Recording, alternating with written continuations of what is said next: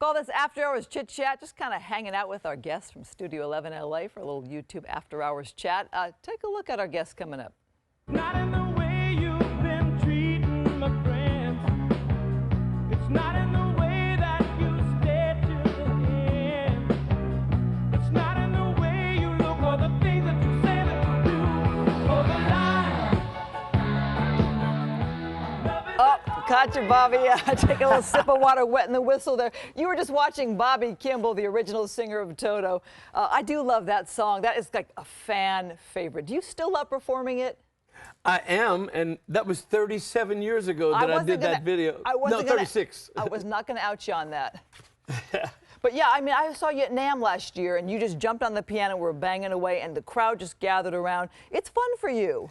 It absolutely is. I have such a great time, and I'm touring about 200 to 250 days a year. Okay, when you're still touring, are you performing those songs too, or more new stuff? I sing a lot of Toto songs that I sang with the band, and now I'm singing a lot of songs that I love and songs that I wrote. All right, the Toto songs, you know, I love going to the jams from some back in the day because the crowd, they know every lyric to every song. Is that so much fun for you to look out and see them just singing right along with you? Oh my God, on the very first tour, when we went to Tokyo, we hadn't done any concerts yet, and I didn't know the lyrics by heart, and I swear, when we were in Tokyo, I was looking at the crowd, and they were all singing, you know, their mouths were moving the lyrics, and I was watching them. They were my teleprompter. Is that kind of when you go to the mic to the audience and let them sing it?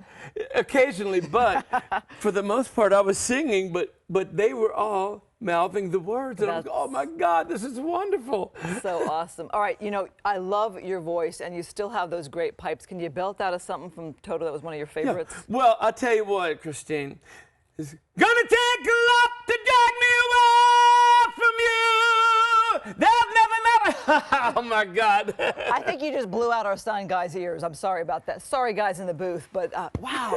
How do you protect the voice? You know, when I started singing in Louisiana to crowds of 5,000 people, there were so many clubs around, 4,000 or 5,000 seater clubs, and I played them most of the time I was down there.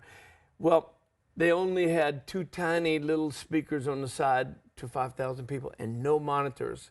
And my monitor, I would hold my microphone like this and put my hand like that so that it would go in there. But I was screaming so loud, and no monitor, I had to scream practically every night, and that's why I got that power. Wow. And I love it. But the ears, though, they go in this business, right? They do. They really do. One of the hazards, right? It is. All right, I'm going to go over my little Q&A that I had you fill out earlier while you were waiting to go on Studio 11 LA. Because I love talking to the people who come from somewhere else to LA to find out about their favorites in LA. And Toto put you on the map. When you came and formed that band, that put you on the map because you were from Louisiana. I am from Louisiana, but I came out first when the singers left the band Three Dog Night.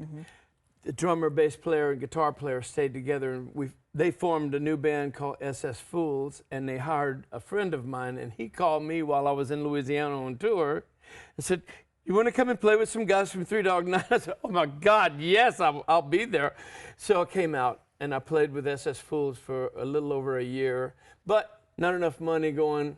So I left the band for a while, and about 6 months later, I got a call from Jeff Porcaro and David Page, because they were at about 1/3 of the rehearsals I was in with SS Fools, and we became friends. The rest is history. All right, let me ask you some questions, LA. All right, so my first fun facts, Pinkberry or Pink's dogs? You're talking about a hot dog there. I like dogs, but not necessarily hot dogs. Okay. A Pinkberry. All right, Runyon Canyon, running on the beach. Running on the beach is fun. I didn't know you were a runner. I love it. I do. The beach is really cool, though, because if you're running on cement, it'll kill your back after a while. You can run on the sand. I can't run on the sand. Oh, it's a wonderful thing for me. Ah, okay. Santa Barbara, San Diego? Actually, San Diego, I love the zoo down there. And they have some of the best weather, the temperature-wise. San Diego's but great. since I'm touring around the world in the Far East and South America and every country in Europe, Scandinavia and Russia, I really get knocked to the ground with some of the weather all over the place. Is there a favorite place? Because you are really all over the world these days. Well, some of my favorite places are Budapest. I love Sweden, Stockholm, Sweden. It was wonderful. And so many places in South America, Rio de Janeiro, Buenos Aires, Santiago, Chile. Is it a treat to come home or hard to come home? I know you have family here, but such beautiful places. Since I'm practically running 24 hours a day from place to place to get to the next concert, it's wonderful to be able to come home for a little while. A little bit of R&R. Okay, my next question is the California Pizza Kitchen or crustacean? We're talking restaurants, and I love your answer. You say crustacean because you love the koi fish floor. You have a huge koi fish collection yourself. 9,000-gallon pond with about 500 1-meter long, 3-foot fish. Your wife Jasmine, kind of an expert.